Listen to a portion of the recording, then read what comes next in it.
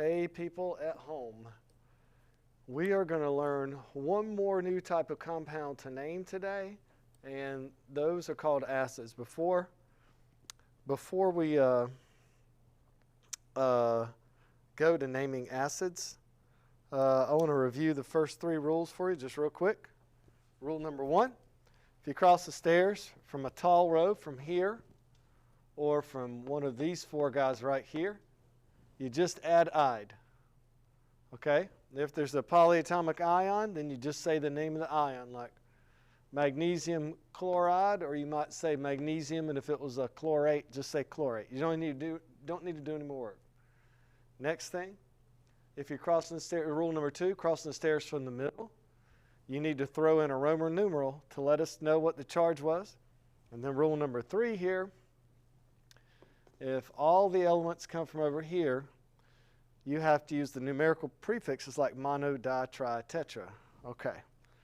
So now we're going to learn something new. We're going to talk about naming acids, okay? Naming acids. So, acids. I know you've heard of hydrochloric acid and things like that, right? I know like that's not a new concept for you, but you probably don't know what an acid is. I'm going to show you what an acid is just real quickly because we talk about acids a lot more later in the semester. But acids, one, they dissolve in water.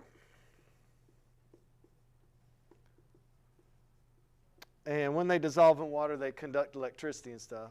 But what's important about an acid, acids, the way we're going to think about them, give free hydrogen pluses in water. So that's what an acid does. It gives you a free hydrogen, or a H plus, a hydrogen ion floating around in the water. Okay?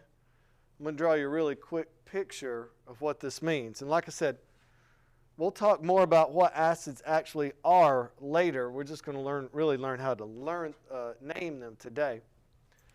You've heard of hydrochloric acid, all right? The formula for that is HCl. If you had some HCl and you dropped it into some water, it will break apart, it will dissolve, and it will become an H plus and a Cl negative ion. The water will pull those two atoms apart, okay? This free H right there is really just a proton because hydrogen is number one on the periodic table, right? If you look up here at hydrogen, you can see that it's number one and it has a weight of 1. So are there any neutrons here? No, there's no neutrons. So if you have a hydrogen atom and it loses an electron, right? And then therefore it becomes plus 1, then that's just a free proton. Does that make sense? So any substance that you drop in water and gives you these free protons or these H pluses, that's what we call an acid. Now again, we're not talking today so much about what acids are, but just how to name them. So here's what you do. You're looking at a paper, and here's like, Evan, what rule would this be? Na2O, what rule would that be? That's right. And Isabella, what rule would this be? TiO. What rule would that be? Rule number 2, that's right. And then Ashlyn, what rule would this be? CO2. That's right. So here's the next thing. And it's not really like it's another rule, but I guess you could say it was. The next thing, if you see a formula that begins with H, that's an acid, okay? So that's going to be the acid rule. Anytime you see a formula that begins with H, we're going to use the acid rule, okay? The acid rule.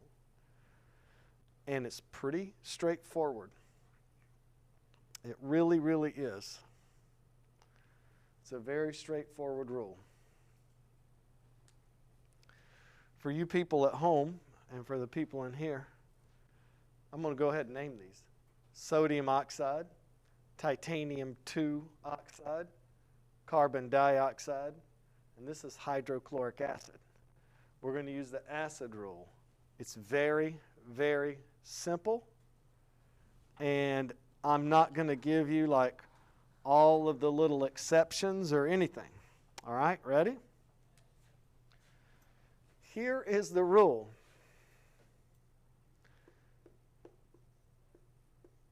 If the compound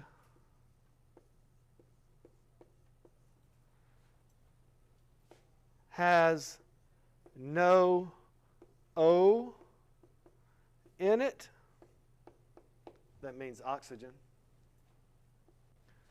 say hydro.